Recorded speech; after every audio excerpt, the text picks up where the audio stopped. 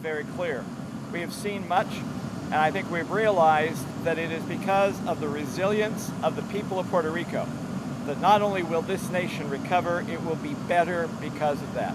And we pledge to go back to Washington and not only tell our colleagues of our experiences, but also are committed to make sure that any obstacle to a speedy recovery is removed so that we can do the best things for the people as quickly as possible. Thank you for being here. Thank you for the hospitality.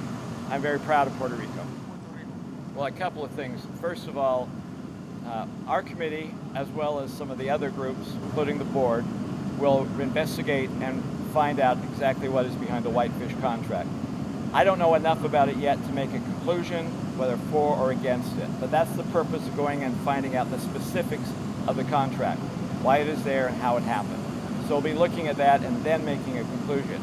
Regardless, it's not going to have an impact on FEMA being able to meet their needs, to meet their budget, to be able to help this.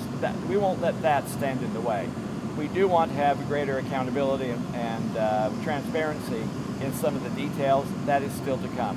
So I'm not going to make a judgment call yet. We will look at that. That's one of the things we will interview, and so will other people. But regardless, FEMA goes forward. They will go forward with their work.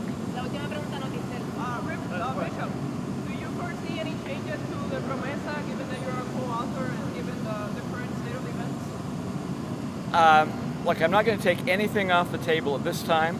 However, a couple of things. Number one, I have a great deal of authority right now to do a lot of things. I don't know right now, today, that they need to have more authority than they have presently. But that also means that there are three kinds of changes that need to take place. The immediate one is the humanitarian change of actually clearing the roads, getting the lights turned on, and getting the food and water flowing. That's a different kind of need than long-term changes and intermediate changes. So perhaps